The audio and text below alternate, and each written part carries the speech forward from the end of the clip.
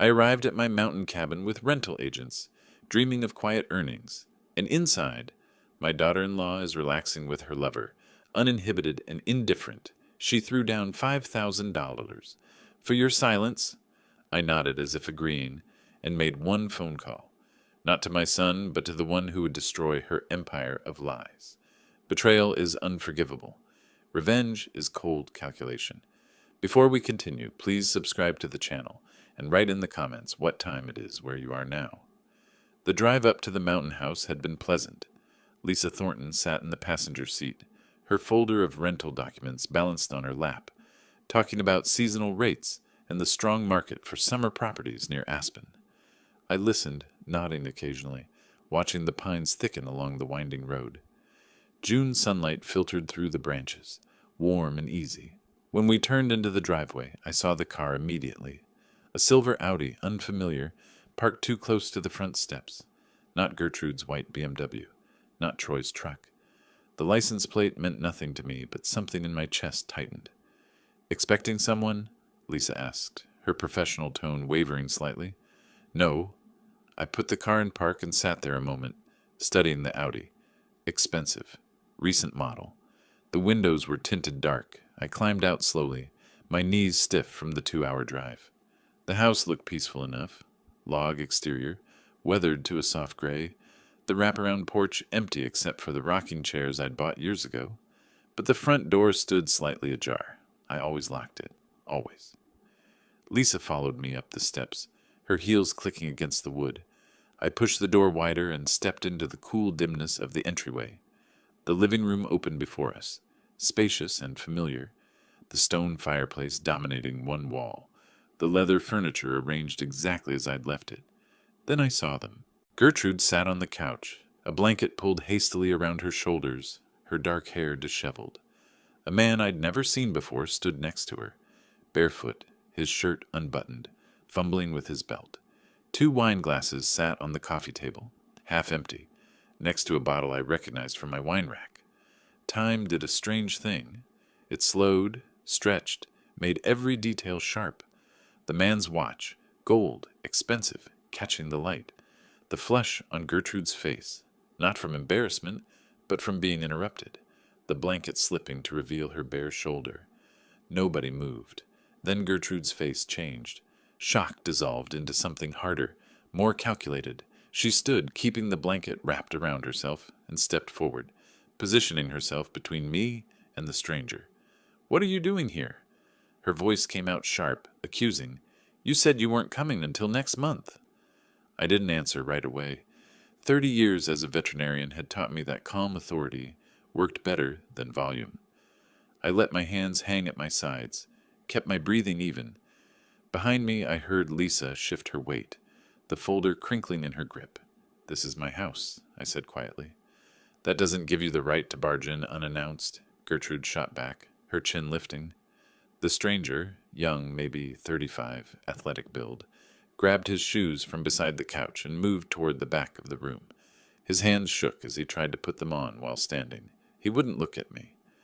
"Whatever you think you saw," Gertrude continued, her voice dropping into a warning, "you need to forget it. This is none of your business." I said nothing. My eyes tracked the stranger as he stumbled toward the hallway that led to the back door. Gertrude stepped closer to me, blocking my view. "I'm serious, Wilfred. Stay out of my life." The back door opened and slammed. Through the window, I watched the stranger sprint toward the Audi, nearly dropping his keys twice before he got the door open. Gertrude's expression softened, just slightly. She tilted her head, adopting a different tone. Reasonable, almost gentle. "Look, I know this looks bad, but Troy doesn't need to know about this. It would only hurt him." That much was true. The image of my son's face when he found out made my stomach turn. "You're right," I said, my voice flat. "It would hurt him." She relaxed a fraction, misunderstanding. "Exactly. So we're on the same page." Behind me, Lisa cleared her throat. "Mr. Myers, should I wait outside?" I didn't turn around. "Stay. I need a witness." Gertrude's face hardened instantly, the softness evaporating. "A witness? For what? You wouldn't dare tell Troy. He'd never believe you anyway." She was probably right about that, too. Troy adored her. had since the day they met 8 years ago at some charity auction. She'd swept into his life like a force of nature, beautiful and confident, and completely certain of her worth. I'd had my doubts from the beginning. The way she measured everything in monetary terms, the way she spoke to service workers, the slight curl of her lip when Troy mentioned his teaching salary. But I'd kept them to myself. What father wants to be the one who says his son's choice is wrong? Now I stood in my own house, watching her calculate, watching her decide how to handle me. The wine glasses still sat on the table. Evidence, simple, undeniable evidence. I felt something shift inside me. Not rage exactly. Something colder, more methodical. The same feeling I got when I had to put together a diagnosis from scattered symptoms, when I had to see the pattern nobody else could see. Wilfred, Gertrude's voice had steel in it now. Whatever you're thinking, stop. Think about Troy. Think about your grandson. You want to blow up their lives because you walked in at the wrong moment? I met her eyes. She stared back, unflinching. Behind all that beauty and confidence, behind the designer clothes and the practiced charm, I saw exactly what she was. Not complicated, not conflicted. Just someone who'd been caught and was now working out how to avoid consequences. I'm not the one who blew anything up, I said. She blinked, thrown for just a second, then recovered. Fine. Be self-righteous. But if you tell Troy some twisted version of what you think you saw, I'll make sure he knows you've been trying to turn him against me for years. Outside, the Audi's engine roared to life. Tires spun on gravel, and the car fishtailed slightly before straightening and disappearing down the drive. Gertrude watched it go, her shoulders tense. When she turned back to me, her expression had shifted again, calculating, measuring. We should talk, she said, privately. Gertrude moved to the glass doors that led to the terrace, sliding one open. Mountain air rushed in, cool and pine-scented. She stepped outside, the blanket still wrapped around her like armor, and waited for me to follow. I glanced at Lisa. She stood frozen by the entrance, her face carefully blank, the folder of rental documents crushed against her chest like a shield. I'll be right here, she said quietly. I nodded and walked out to the terrace. The view stretched for miles. Pine forests sloping down into valleys, distant peaks still touched with snow. Gertrude stood at the railing, her back to me, her hair lifting slightly in the breeze. You're going to tell him, aren't you? She said without turning around. Should I lie to my son? She spun to face me then, her eyes bright with something between fury and desperation. Lying and protecting are different things. You tell Troy what you saw, and you destroy him. You destroy our family. Is that what you want? I didn't destroy anything. You keep saying that. She laughed, sharp and bitter. Like you're innocent in all this. You've never liked me, Wilfred. Never thought I was good enough for Troy. This is just your excuse to finally drive us apart. I kept my face neutral, my hands loose at my sides. She was probing, testing, trying to find the angle that would work. I'd seen this before in frightened animals, the ones who bit because they didn't know any other way to respond to threat. Have I? I asked. What? Have I tried to turn him against you? The question seemed to confuse her. She opened her mouth, closed it, recalibrated. When she spoke again, her voice had changed completely. Reasonable, almost businesslike. Look, we're both adults here. She crossed her arms, the blanket slipping, to reveal she'd pulled on her shirt. I'll give you $5,000. Cash? Transfer? However you want it. I waited. For what? I asked finally. For giving me time to handle this my way. Troy deserves to hear this from me, not from you. $5,000? Not a fortune, but significant enough to seem serious. She thought she understood me, thought I was simple enough to be bought, old enough to prefer avoiding conflict, concerned enough about Troy to take the easy way out. 5,000, I repeated, letting the words hang in the air. Her face brightened. Yes, that's fair, isn't it? For your discretion? I nodded once, slowly. Not agreement, exactly. Just acknowledgement that I'd heard her. Relief flooded her expression. Good.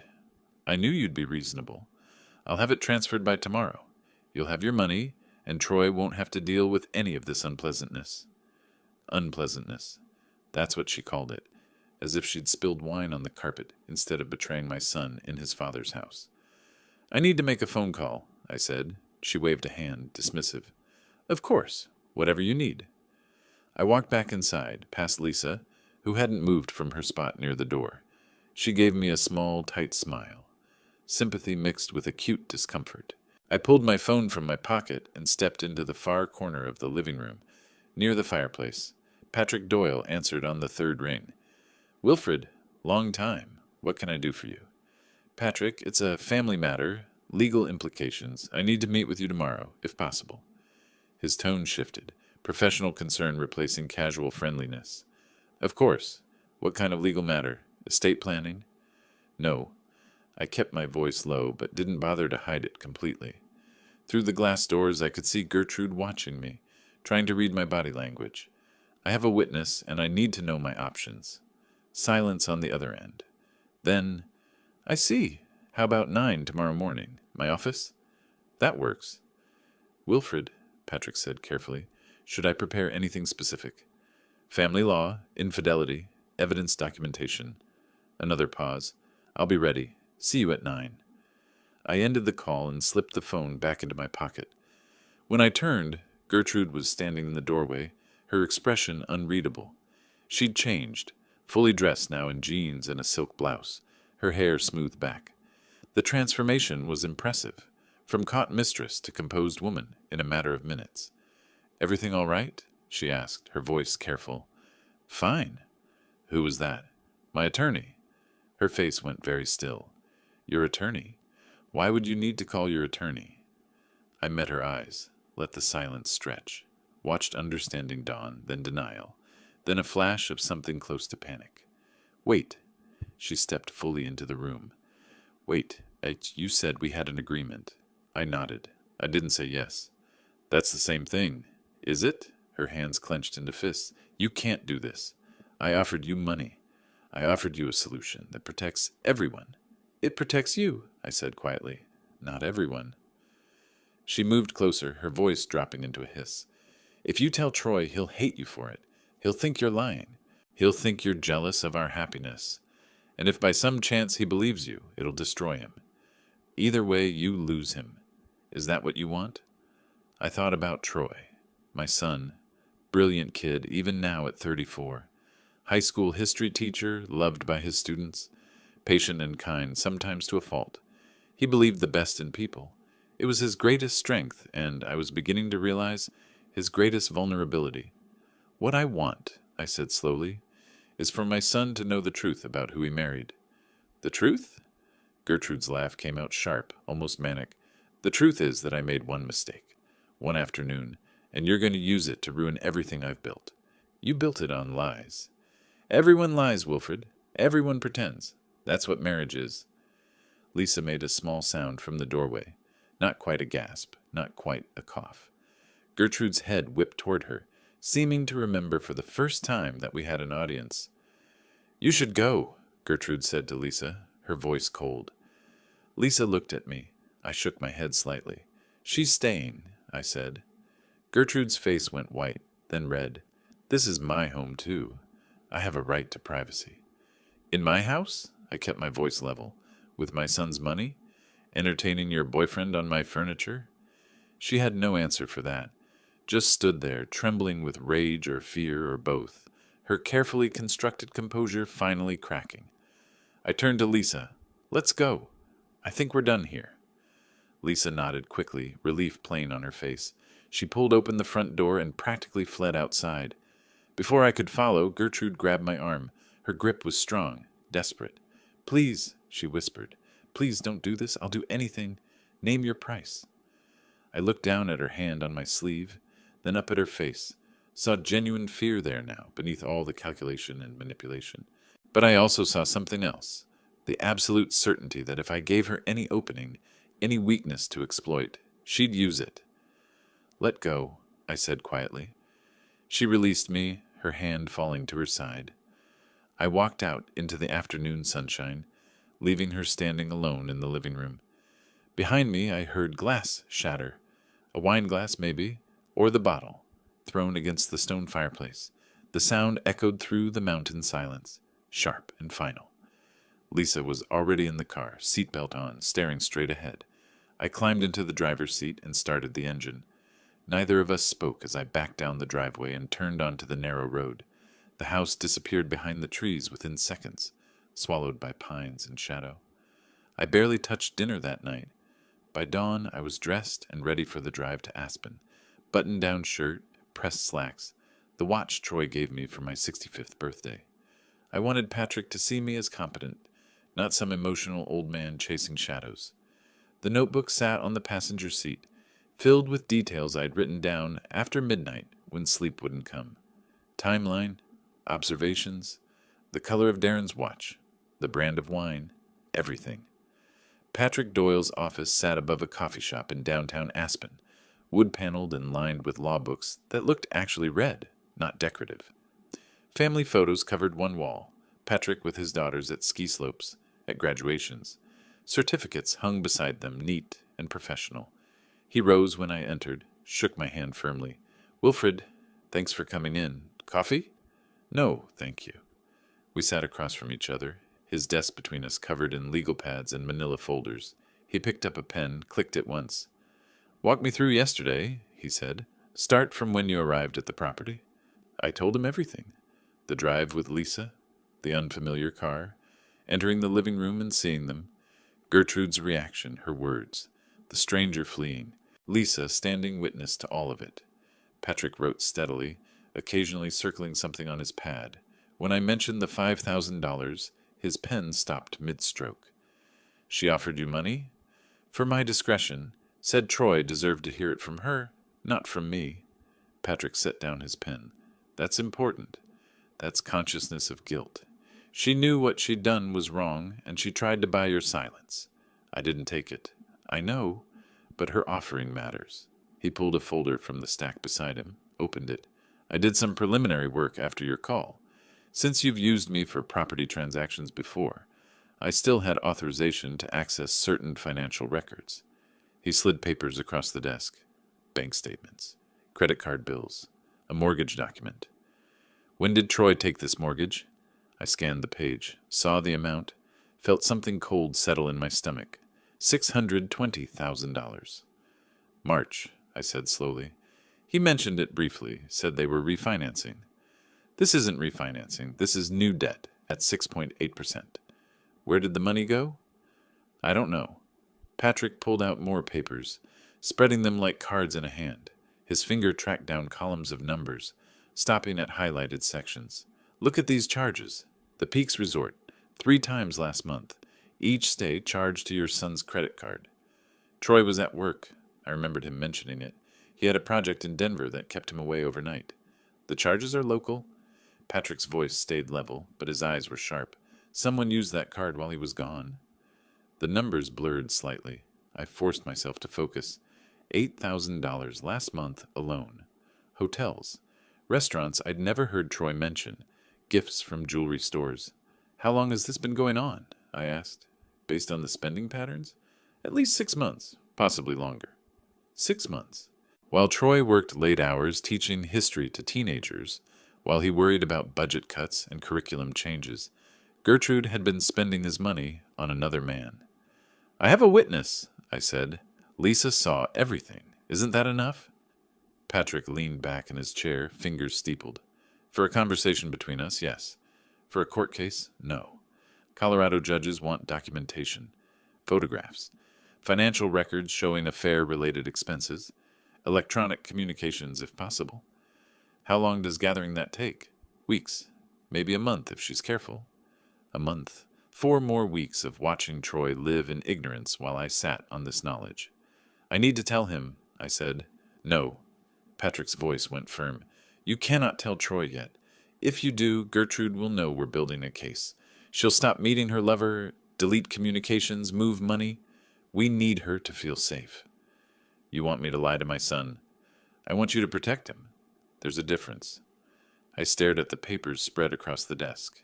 Evidence of betrayal, quantified in dollars and dates. Troy trusted me. Always had.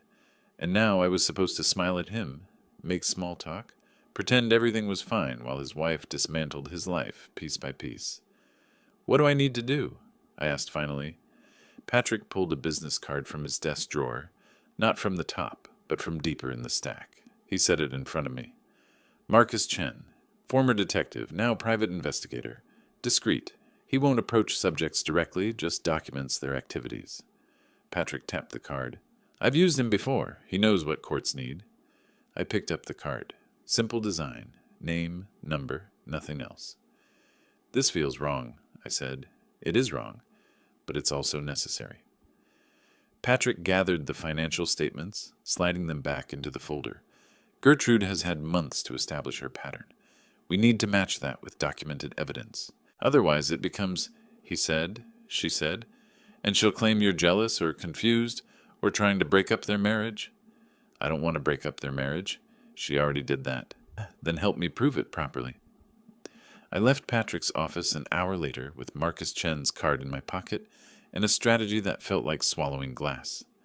Act normal. Don't alert Gertrude. Let Troy remain happy and oblivious while we built an irrefutable case. The drive home took forever. Mountains that had looked beautiful yesterday now just felt like walls, trapping me in this impossible situation. My phone rang as I hit the highway. Troy's name lit up the screen. I almost didn't answer, almost let it go to voicemail. But that would be unusual, and unusual meant questions. Hey, son, I said, keeping my voice steady. Dad, just checking in. We still on for fishing next month? Absolutely. Great. Gertrude's been amazing lately. She's planning this whole trip, found us a guide and everything. He sounded so happy, so completely unaware. I think she really gets how important these trips are to me, to us. I gripped the steering wheel, watching the yellow line disappear beneath my hood. That's good, Troy. That's really good. You okay? You sound tired. Just a long drive. I'll call you tomorrow. After he hung up, I drove another 10 miles before pulling into a rest stop. Sat there with the engine off, staring at the business card in my hand. Marcus Chen, private investigator. I made the call. The next 4 days felt like 4 weeks. I went through my normal routine. Morning coffee at the kitchen table, afternoon walks around the neighborhood, but everything was hollow. Patrick's words kept cycling through my mind. We need her to feel safe. So I did nothing, sent no messages, made no calls to Troy beyond our usual weekly check-in, let the silence stretch. On day 5, my phone rang. Lisa Thornton. Mr. Myers? I hope I'm not overstepping. Not at all. The man from the mountain house. I know who he is. She paused, then continued quickly, as if she needed to say it before she changed her mind. Darren Vaughn. He's a ski instructor at Aspen Highlands. One of my clients mentioned him a few months ago. Said he was excellent with their teenage daughter. How do you know it's the same man? I saw him yesterday at the Wild Fig. He was with Gertrude. I recognized him immediately. The Wild Fig, an upscale restaurant in downtown Aspen. Expensive. Public. Thank you, Lisa. I keep thinking about what I saw, about your son. Her voice tightened. I have 3 boys. If someone knew my husband was being betrayed and didn't tell me, I'd be furious. But I also understand why you're doing this carefully. After she hung up, I sat with the information. Darren Vaughn, ski instructor, meeting Gertrude in public restaurants, confident enough in their secrecy to risk being seen. I called Marcus Chen that afternoon. We met in a grocery store parking lot, neutral territory. He drove a gray sedan, forgettable, and he looked exactly like someone who'd spent 20 years in law enforcement. Gray crew cut, weathered face, eyes that missed nothing. Patrick briefed me on the basics, Marcus said, settling into the passenger seat of my car. Your daughter-in-law affair, need documentation for divorce proceedings? I handed him the notebook where I'd written everything down. He flipped through it methodically, nodding occasionally. The witness is good. Real estate agent, no personal stake. Professional reputation to protect? He tapped the page where I'd noted Gertrude's bribe offer. This, too, shows awareness and attempt to obstruct. What do you need from me? Nothing except to stay out of the way. You're the client. I'm the professional. You try to help. You risk exposing the investigation. He pulled out his phone, showing me examples of his work. Time-stamped photographs, detailed activity logs. I'll document meetings, locations, times. If there are electronic communications, I'll find them legally. If they're meeting at hotels, I'll get confirmation of room bookings. How long? Depends on their pattern. If they're meeting regularly, 2 weeks minimum. If they're being careful, maybe a month. A month? Another month of Troy living in a lie. Whatever it takes, I said. Marcus left with his notebook copy of my observations and Lisa's information about Darren Vaughn. I drove home and tried to figure out how to fill the next several weeks with normalcy while my son's marriage disintegrated under microscopic observation. That evening, Troy called again. "Dad, you're not going to believe this. Gertrude made my favorite dinner tonight, that pot roast you used to make. She even called you for the recipe." She hadn't called me for any recipe. "That's wonderful, son. She's really been making an effort lately. It's like we're newlyweds again," he laughed, happy and oblivious. "I know you and she haven't always seen eye to eye, but I really think she's trying to build bridges. She even asked if we could invite you over for dinner next week." My hand tightened on the phone. Building bridges, creating witnesses to their happy marriage. Gertrude was smarter than I'd given her credit for. "I'd like that," I managed. "Perfect. I'll have her call you to set it up." After the call ended, I stood at my kitchen window, watching darkness settle over the neighborhood. Lights came on in houses up and down the street, families gathering for dinner, normal evenings, normal lives. I thought about the $5,000 Gertrude had offered. Hush money, the price of my discretion. She believed she understood me, believed she could buy my silence or manipulate my concern for Troy into inaction. She was wrong. 3 days later, my phone buzzed with a text from Marcus. "First set of documentation complete." "Meeting?" We met at a coffee shop on the edge of town early morning before the rush. Marcus slid an envelope across the table. Inside were photographs. Time-stamped, high resolution, damning. Gertrude and Darren at the Wild Fig, seated close, her hand on his. The Peaks Resort, both entering together, 40 minutes apart to avoid suspicion. A rental property I didn't recognize. Darren's car parked outside for 3 hours while Troy was at work. "She's not being careful," Marcus said quietly. "Meeting him twice a week, sometimes 3 times, always during your son's work hours. Same locations, same patterns. It's almost like she thinks she's invincible." "Because she paid me off," I said. "She thinks I took her deal." "Did you?" "No." Marcus nodded, unsurprised. "I'll continue surveillance. Need at least 2 more weeks to establish consistent pattern. Courts like consistency proves its ongoing behavior, not one-time mistake." I studied the photographs. Gertrude looked happy in them, relaxed, more animated than I'd ever seen her with Troy. "There's one more thing," Marcus said, pulling out his phone. He showed me a financial transfer record. $5,000 deposited into an account under your name. She actually followed through. I never gave her my account information. She didn't need it. She used your property records from the mortgage filing. It's all public information." He put his phone away. "Which means when this goes to court, there's now a paper trail of her attempting to bribe you. She incriminated herself." The coffee shop door opened, bringing in a burst of cold air and 2 women laughing about something. Normal morning, normal lives. Everything around me continuing as if the world hadn't just rearranged itself into something unrecognizable. "Keep going," I told Marcus. "I need enough evidence that there's no question. No room for her to manipulate the narrative." "You'll have it." I drove home with the envelope tucked into my jacket pocket, carrying proof of what I already knew, but hadn't wanted to believe. Gertrude wasn't just unfaithful. She was systematic about it, calculated. She'd created a routine of betrayal, scheduled and maintained like any other appointment in her calendar. That night, I couldn't sleep, lay in bed staring at the ceiling, thinking about Troy's voice when he talked about her making pot roast, about him believing she was building bridges while she was actually building alibis. I thought about justice and revenge and whether there was any real difference between them. Patrick called it protecting my son. Marcus called it documenting evidence. Gertrude would call it whatever she needed to call it to escape consequences. I called it the truth. And the truth, I was learning, required patience and precision and a willingness to let someone you loved walk through fire just long enough to prove they'd been burned. 2 more weeks, Marcus had said. I could wait 2 more weeks. I'd wait as long as it took. 3 days crawled by before I made my move. Marcus had sent his latest surveillance report. Gertrude's routine was clockwork. The Daily Grind coffee shop every Tuesday and Thursday morning at 10.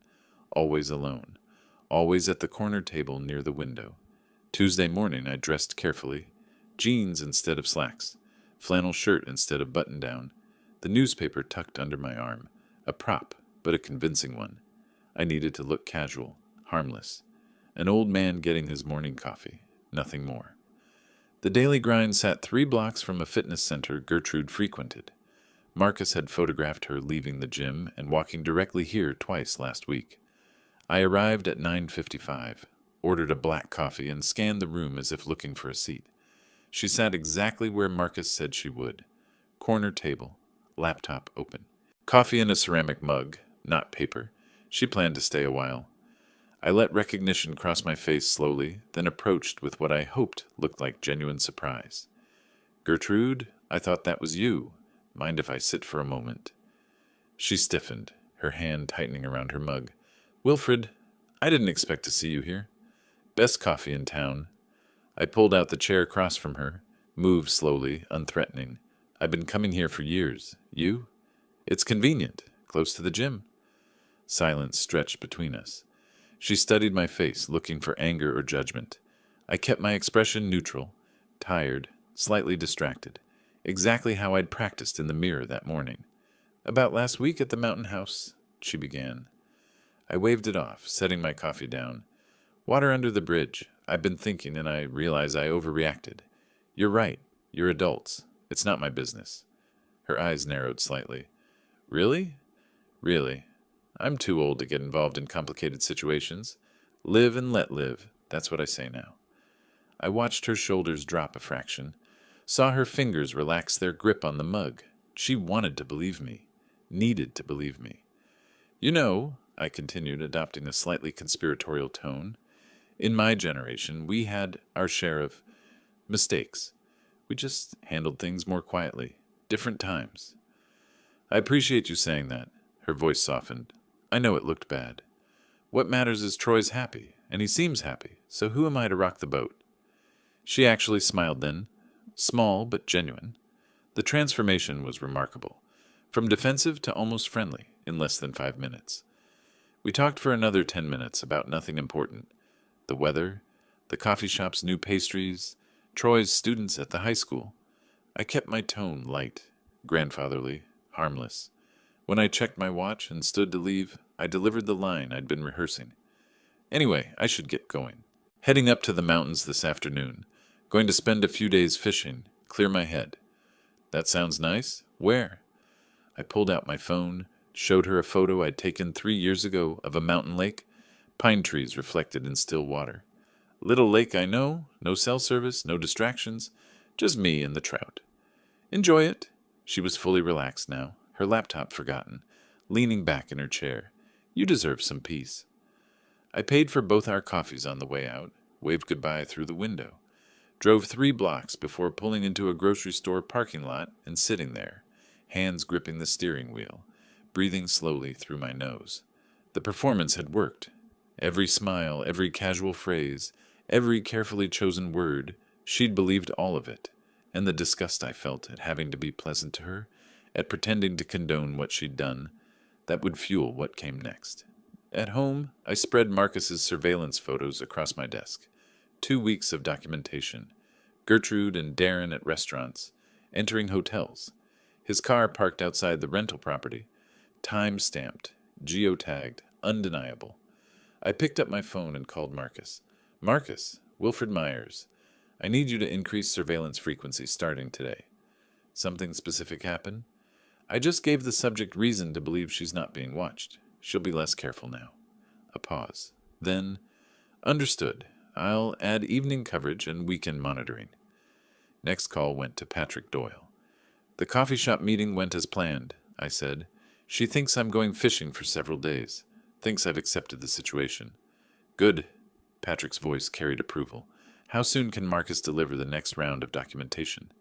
"He says 7 days of increased surveillance should be enough. After that, we'll have everything we need. Then we move to phase 2. I'll prepare the preliminary divorce documents. When you're ready to tell Troy, we'll need to move quickly. Once Gertrude knows we have evidence, she'll start transferring assets, emptying accounts. We want everything documented and frozen before she has a chance to react. How quickly can that happen? If we file the moment Troy agrees, 72 hours, maybe less. I hung up and stood at my office window, watching afternoon light angle through the trees. Somewhere across town, Gertrude was probably calling Darren, telling him the coast was clear. The old man bought it. We're safe. They weren't safe. They were being documented with professional precision, every movement cataloged, every meeting recorded. And in 7 days, I'd have enough evidence to leave no doubt, no room for manipulation, no way for her to twist the narrative. My phone buzzed, text from Marcus. Subject just left coffee shop, heading toward address on Riverside. That's Vaughn's apartment. I texted back, document everything. The week I supposedly spent fishing would be the most productive of my investigation.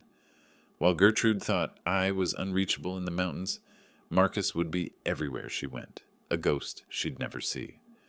I opened a new document on my computer and titled it Timeline, Evidence Compilation. Started typing dates, locations, activities.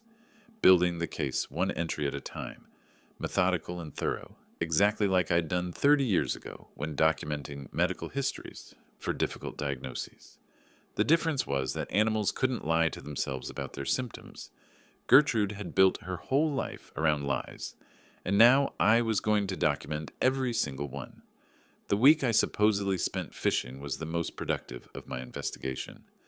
While Gertrude thought I was unreachable in the mountains, Marcus worked around the clock. His report arrived via encrypted email exactly 7 days later. I printed it, laid the pages across my desk in chronological order. 8 meetings over 7 days. 8 separate occasions where Gertrude met Darren Vaughn, sometimes for lunch, twice for overnight hotel stays, once at his apartment for 4 hours while Troy was teaching summer school sessions. The photographs told their own story. Time stamps in the corners. Gertrude and Darren entering the Glenwood Inn 30 miles from Aspen. Checking in under false names, Mr. and Mrs. Vaughn, according to the registration receipt Marcus had somehow obtained. Her car parked at Darren's apartment complex on a Tuesday afternoon, the two of them at an outdoor cafe, holding hands across the table. I studied each image with clinical detachment, the way I used to examine x-rays for fractures that weren't immediately obvious. Every photo was evidence. Every timestamp was proof of pattern, not coincidence. Marcus had included credit card statements showing charges at the hotels, restaurants, even a jewelry store where Gertrude had purchased something expensive on Troy's card. The total for the week alone exceeded $4,000. I created 3 complete sets of documentation. One went into a fireproof safe in my office. One into a safety deposit box at my bank. The third I sealed in an envelope addressed to Patrick Doyle, with instructions to open it if anything happened to me. Redundancy. That's what mattered now. Gertrude was smart, calculating. If she discovered what I knew, she'd try to destroy evidence, manipulate records, create her own narrative, but she couldn't destroy what she didn't know existed. At the bank, I ran into Raymond Cole, an old friend who'd become manager there 15 years ago.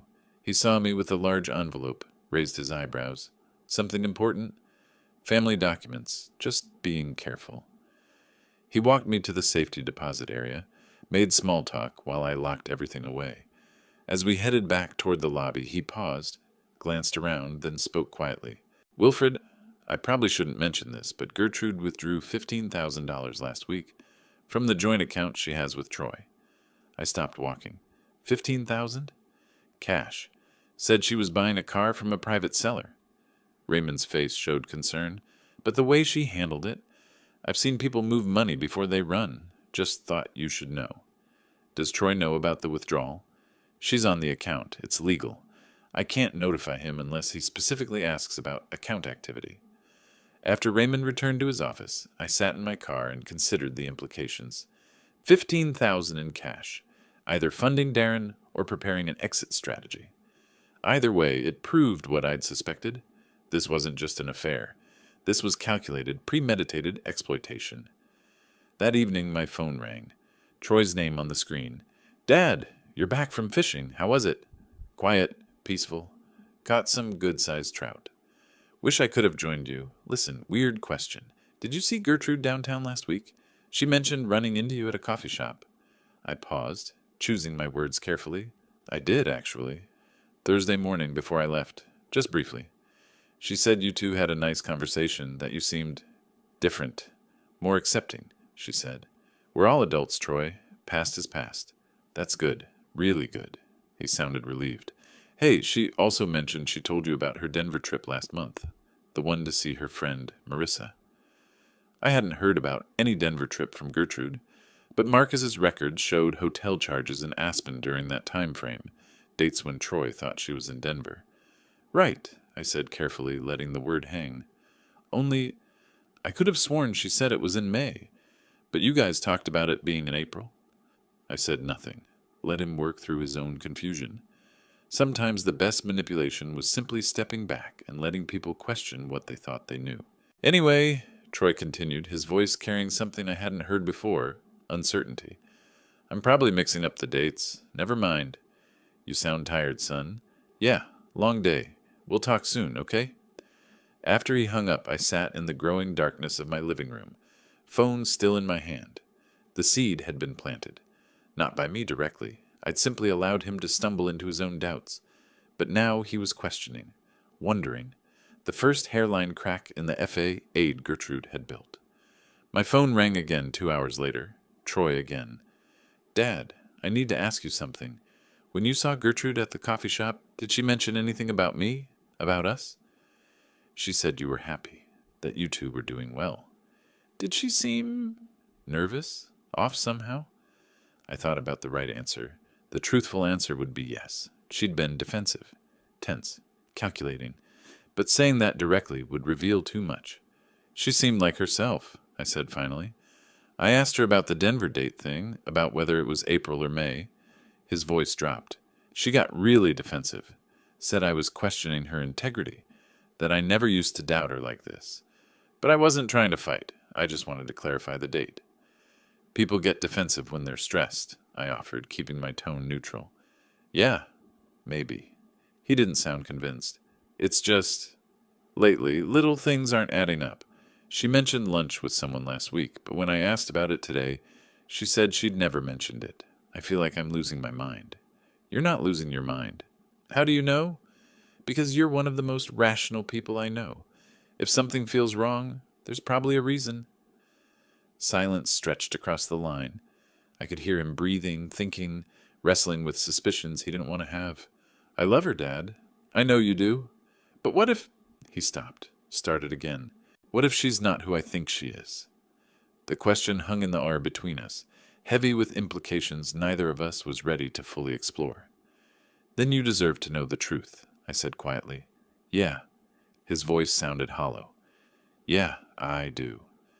After we hung up, I pulled out Marcus's report again, studied the timeline. 8 meetings in 7 days. $15,000 withdrawn in cash. Denver trip that never happened. Defensive responses when questioned. The pattern was clear, comprehensive, damning. Patrick had said we needed overwhelming evidence. Said Troy needed to see proof so complete that Gertrude couldn't manipulate her way out. We were almost there. Maybe 1 more week of documentation, then we'd have everything required for divorce proceedings that would leave her with nothing. But listening to Troy's voice tonight, the confusion, the hurt, the beginning awareness that something fundamental in his life was a lie, I wondered if another week was necessary or just prolonging his suffering. My phone buzzed with a text from Marcus. Subject meeting. Vaughn tomorrow, 2 p.m. River Calf, should I document? I typed back. Document everything, we're almost done. 1 more week. Then I'd give Troy the truth, complete and irrefutable, and Gertrude would finally face consequences she couldn't buy or manipulate her way out of. The call came 2 days later, Tuesday morning while I was drinking coffee and reviewing Marcus's latest surveillance report. Troy's name on the screen. I answered, expecting our usual check-in. Instead, his voice came through tight and angry. Dad, what's going on? Gertrude says you've been following her. My hand tightened on the coffee mug. Following her? She's upset. Really upset. She says you've been making weird comments, questioning where she's been. She thinks you might be struggling with some things. The word hung there, weighted with implications I couldn't quite grasp yet. Struggling, I repeated. Memory issues. Age-related stuff. She's worried about you. His voice softened slightly, protective instinct kicking in. Dad, is everything okay? Because if you're having problems, we can get you help. There's no shame in... My mind is perfectly fine. Then why is Gertrude so upset? She came home in tears yesterday. Said you've been acting paranoid, questioning her about places she's been, times she's been there. She mentioned the Denver confusion as an example. Denver? Of course. Turn my strategic seed planting into evidence of cognitive decline. Gertrude was smarter than I'd given her credit for. Strike first. Control the narrative. Paint me as unreliable before I could present any evidence. I need to come over, Troy said. We need to talk about this. After he hung up, I moved quickly. The USB drives went into the safe. Marcus's reports, surveillance photographs, financial documents, everything hidden. I brewed fresh coffee, set out 2 mugs, arranged the living room to look exactly as it always had. Normal, unthreatening, the home of a rational, clear-minded man. Troy arrived within the hour. He looked exhausted, his teacher's casual clothes rumpled, dark circles under his eyes. He stood in my doorway as if uncertain whether to hug me or interrogate me. Come in, I said quietly. We sat across from each other in the living room, me in my armchair, him on the sofa, the same positions we'd occupied 1,000 times for conversations about school, work, life. But this felt different, heavier. She mentioned you got confused about Denver, Troy began, his voice careful, gentle. Said you claimed she'd been there when she hadn't. I said I might have misunderstood. That's different from confusion. Is it? Dad, be honest with me. Have you been feeling off lately? Forgetting things? Because it's nothing to be ashamed of. We can. My mind is perfectly clear. Clearer than it's been in years. He studied my face, looking for signs of whatever Gertrude had convinced him to look for. Confusion, disorientation, the fog of declining age. Then explain why she's so upset, why she thinks you're harassing her. I took a breath, chose my words with surgical precision. Troy, your wife is lying to you. About where she goes, about what she does, about who she's with. His face hardened immediately. That's a serious accusation. Do you have any proof? Yes. Then show me. Not yet. You're not ready to see it yet. He stood abruptly, started pacing. Not ready? I'm your son. If you have something to say about my wife, say it. Show me whatever evidence you think you have. If I show you now, while you're angry and defensive, you won't see the truth. You'll find reasons to doubt it, to explain it away. You're talking in riddles. This isn't like you. No, this is exactly like me. Patient, methodical, protecting the people I love. He stopped pacing, turned to face me fully. His expression was torn, love and frustration warring across his features. Gertrude was in tears last night. Real tears. She said she doesn't know what she did to make you distrust her. She said she's tried so hard to build a relationship with you, but you've never accepted her. My hand moved involuntarily toward my study, where the safe was, where the proof sat waiting. I caught myself, but Troy noticed. What? He demanded. Nothing. Just thinking. About what? About how people cry for many reasons, sometimes from hurt, sometimes from fear of being caught. Caught at what? I met his eyes directly. Come back in 3 days. I'll have everything ready. 3 days? Why 3 days? Because that's when everything will be prepared. Documents, evidence, everything you need to see the truth clearly. Why not now? Because right now, you're not ready to accept what I have to show you. In 3 days, you will be. He stood there, hands clenched at his sides, clearly torn between demanding answers and trusting my judgment. Finally, he shook his head. I don't know what to believe. Gertrude was convincing. Really convincing. She's had practice, I said quietly. What's that supposed to mean? 3 days, Troy. Then you'll understand everything. He moved toward the door, stopped with his hand on the knob, turned back to face me. Dad, if you're wrong about this, if you're making accusations based on confusion or paranoia, it could destroy my marriage. Do you understand that? I understand perfectly. Then you better be absolutely certain. I am. He left without another word. I watched through the window as he sat in his truck for several minutes before starting the engine. Even from this distance, I could see the tension in his shoulders, the way he gripped the steering wheel. When his taillights finally disappeared around the corner, I allowed myself to sink back into my chair. My hands were shaking, not from age or confusion, but from the effort of restraint. Every instinct had screamed to show him everything immediately, to vindicate myself, to expose Gertrude's manipulation for exactly what it was. But Patrick's voice had echoed through every moment of that conversation. Timing is everything. Show your hand too early, and she'll destroy your credibility. Wait until you have overwhelming, irrefutable evidence. 3 days. I'd promised Troy answers in 3 days. Patrick better have everything ready. My phone rang almost immediately. Patrick's name on the screen. I answered, still staring out the window at the empty street.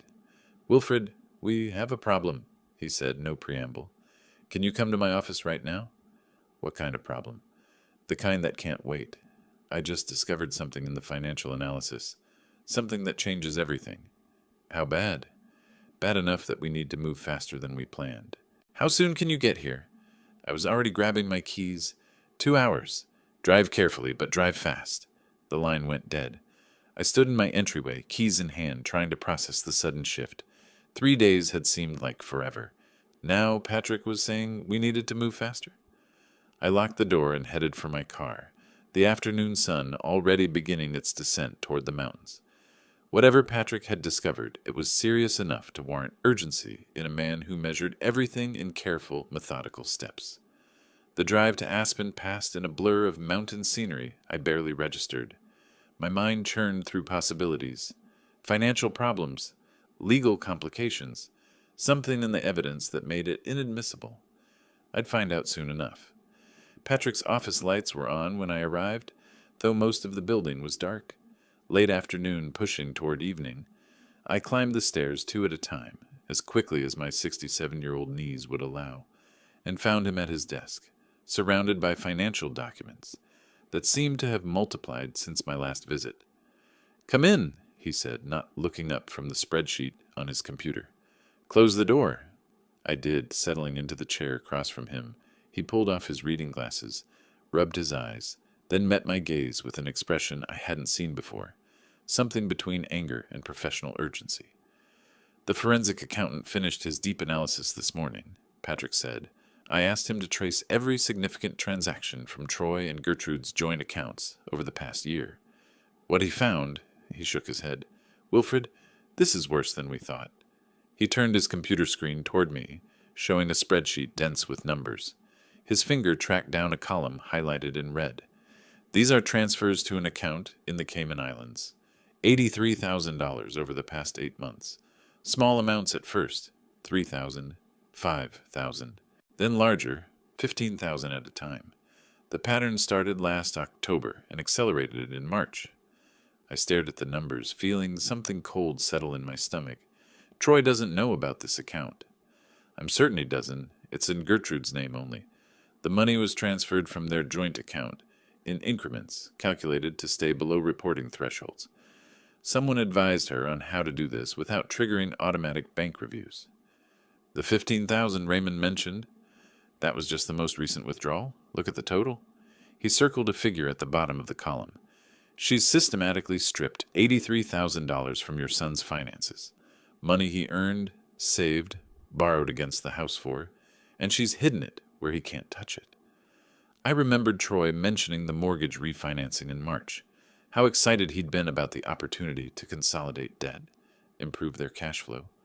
I'd encouraged him to do it, told him it was smart financial planning. They'd borrowed against the house to give Gertrude more money to steal. "How is this possible?" I asked, my voice rougher than I intended. "How did we not see this pattern earlier?"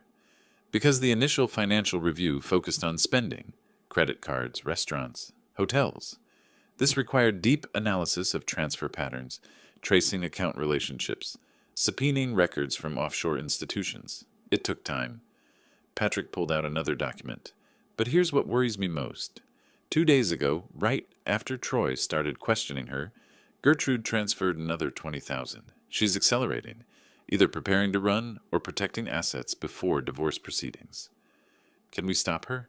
Yes, but it requires immediate action. He slid papers across the desk. I need your authorization to file an emergency motion to freeze all accounts, joint and individual. We cite evidence of ongoing financial fraud and flight risk. If the judge grants it, which I believe she will given this documentation, Gertrude won't be able to move another dollar. I picked up the papers, scanned the legal language.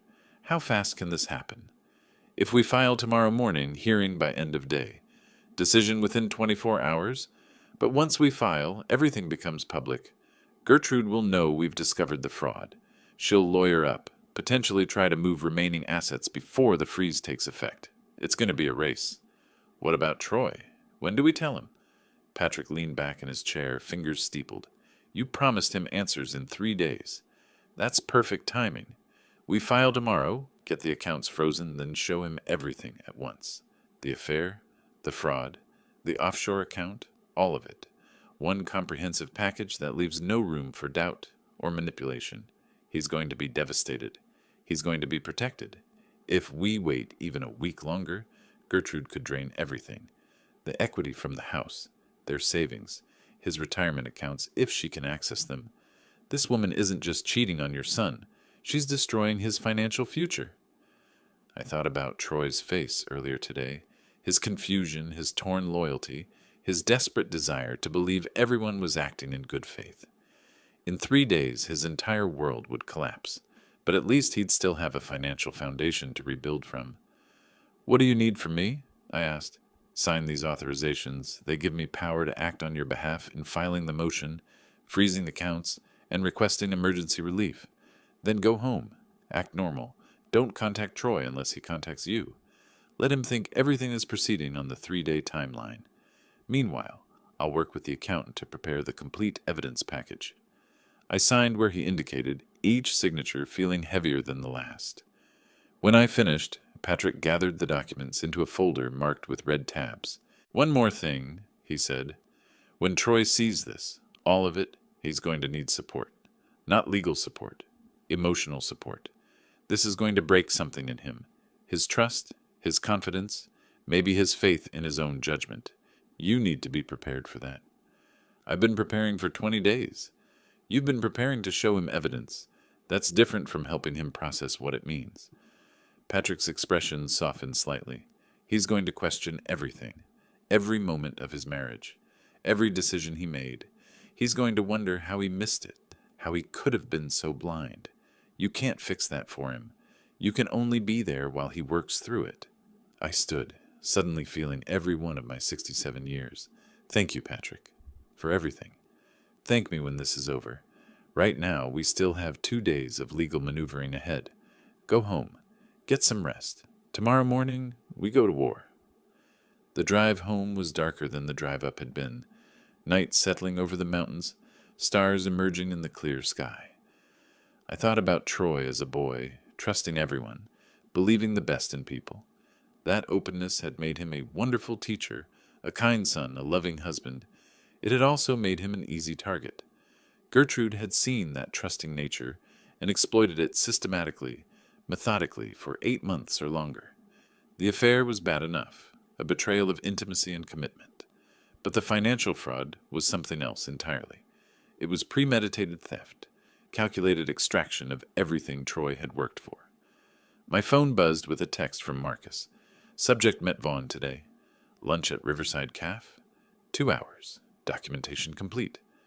I texted back, thank you. Final report by tomorrow? Already drafted. We'll send by 8 a.m. Everything was converging. The surveillance evidence, the financial fraud documentation, the legal strategy. In 3 days, actually less now, more like 60 hours, I would sit down with Troy and show him the complete truth about his marriage. And Gertrude's carefully constructed world of deception would come crashing down around her. I pulled into my driveway, sat in the darkness of my car for a moment. Through the window, I could see my living room exactly as I'd left it. The coffee mug still on the table. The chair where Troy had sat, torn between defending his wife and trusting his father. In 3 days, he wouldn't be torn anymore. He'd know exactly who deserved his trust and who deserved nothing but legal consequences. 3 days felt like 3 years. I spent them preparing, organizing, double-checking every piece of evidence. Patrick filed the emergency motion to freeze accounts on day 2. By day 3, Friday morning, the manila folder sat on my dining table, thick with documentation, surveillance photographs, bank statements, witness statements from Lisa and Marcus. 8 months of systematic fraud, captured in paper and ink. Troy arrived at exactly 10 o'clock. He looked like he hadn't slept, dark circles shadowing his eyes, his jaw tight with tension. He stood in my doorway for a moment, just looking at me. "You said 3 days," he said. "It's been 3 days. Sit down." I gestured to the chair beside me at the table, not across from it. "What I'm about to show you will change everything." "Is it really that bad?" I placed the first photograph on the table. Gertrude and Darren entering the Glenwood Inn, his hand on the small of her back. Timestamp. 2 weeks ago. It's worse than you imagine, but you need to see all of it. I didn't hand him the folder. Instead, I removed each piece one at a time, arranging them in chronological order. Photographs first. The visual impact hits harder than words. Gertrude and Darren at restaurants, in parking lots, outside his apartment, at hotels. Each image time-stamped, dated, geotagged. Troy picked up the third photograph with shaking hands. The Glenwood Inn again, this one showing them kissing beside Darren's car. "This was taken at the Glenwood Inn 2 weeks ago."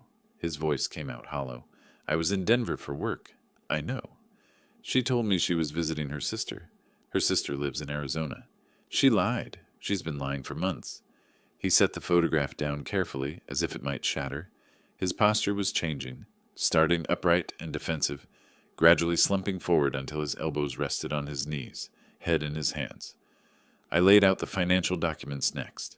Bank statements with highlighted transfers, the offshore account information, the totals circled in red. Troy read them slowly, his finger tracing the numbers. $83,000. To where? Cayman Islands, offshore account in her name only. His jaw clenched. When he spoke, his voice carried a quiet fury I'd never heard before. "We've been arguing about money. She said we couldn't afford new furniture, couldn't take a vacation, said we needed to be more careful with expenses, and she's been stealing." "Not stealing, planning her exit. You would have been left with a mortgage and empty accounts." He looked up at me then, and I saw my son break. Not tears, something worse. A terrible, cold understanding. "How long have you known?" "Since the mountain house. 3 weeks ago." "Why didn't you tell me then?" "Would you have believed me without proof?" He sat with that question for a long moment. Finally, "No, probably not." "She would have convinced you I was confused or malicious. She tried exactly that 3 days ago, claiming I had cognitive problems." I placed Lisa's witness statement on the table. "This way, the evidence speaks for itself." He read through Marcus's surveillance report, the detailed timeline, 8 meetings over 7 days, hotels booked under false names, credit card charges for gifts Troy never received. "I thought she loved me," he said quietly. My hand touched his shoulder briefly, not pity, just contact, presence. "You married who she pretended to be. That's not your failure." He stayed for 2 more hours, going through everything, asking questions, processing the systematic nature of her deception. When he finally stood to leave, his face was set in grim determination. "I'm going home. I'm confronting her tonight. Do you want me to come?" "No. This conversation has to be between us." He paused at the door. "But I'll call you after." He left. I cleaned up the evidence, returned everything to the folder, and waited. The call came 3 hours later. I was standing in my kitchen when my phone rang, Troy's name on the screen. "It's done." His voice sounded flat, drained. I could hear his truck engine running, the hollow acoustics of speakerphone. "What happened?" "She tried everything. Denied it first, said the photos were manipulated, that you'd orchestrated everything because you hated her. Then when I showed her the bank statements, she crumbled, called it a mistake, said she'd pay everything back." He laughed, bitter and short. "I asked her about Darren. She had no answer for that." "Where is she now?" "At the house. I packed a bag. She tried to stop me, grabbed my arm, begged me not to leave. Then she called Darren, right there in front of me. Called him 5 times while I was packing. He never answered." Another bitter laugh. "She kept calling. Voicemail every time. I think she finally realized he's gone. The moment this became real, he disappeared. Where are you now?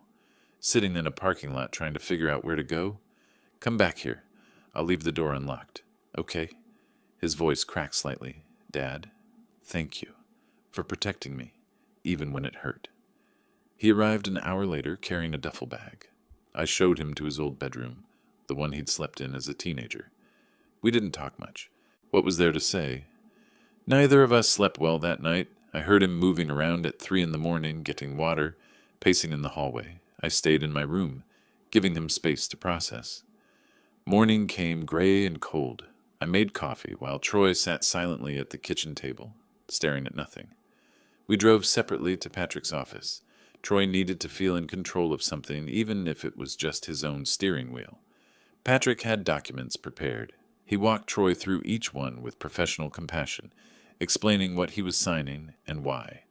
Troy, I need you to understand what we're filing. Divorce based on adultery and financial fraud. We're seeking full asset protection and recovery of stolen funds. Your accounts have been frozen as of yesterday afternoon. Gertrude can't move any more money. Will she fight it? Her lawyer might try. But with this evidence, they have no ground to stand on. The surveillance is time-stamped and professionally documented. The financial records show systematic fraud. Your father's witness, Lisa Thornton, is a real estate professional with no stake in the outcome. It's airtight. Troy signed where Patrick indicated. His hand was steady. When he finished, he set down the pen and looked at Patrick directly. Then let's finish this. I sat to the side during the entire meeting, just present for support. This was Troy's decision, Troy's signature, Troy's future. My part was done. I'd gathered the truth and protected him from further theft. Now he was taking control of his own life. We left Patrick's office an hour later. The divorce papers had been filed. The emergency motions had been submitted to the judge.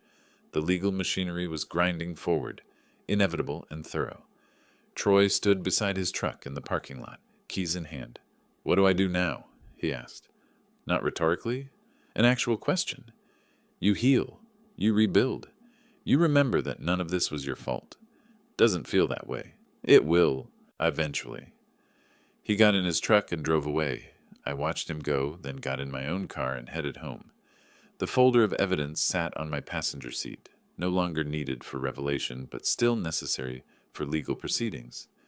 3 weeks ago, I'd walked into my mountain house and found my son's wife with another man. Today, the truth was finally out. The accounts were frozen. The evidence was filed. Gertrude's carefully constructed world had collapsed completely. No husband, no money, no lover to run to. Just consequences, arriving exactly as they should. The preliminary hearing came 2 weeks later.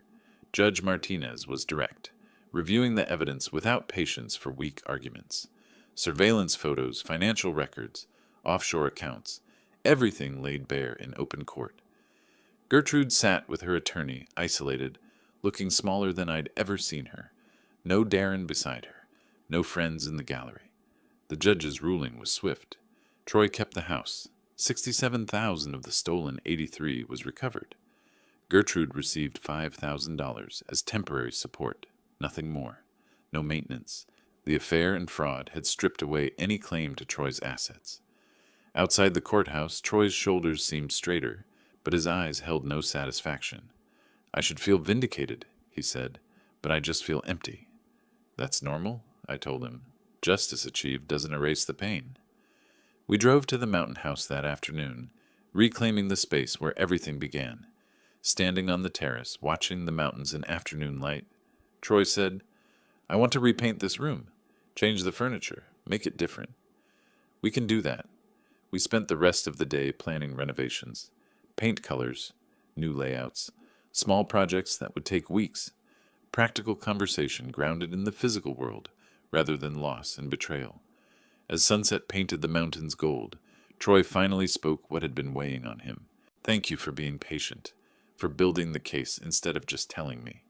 If you'd accused her without proof, she would have poisoned me against you. You'll never lose me, I said. The truth had been told. Evidence had spoken. Justice had been served. Gertrude faced her consequences. Troy had protection and a path forward.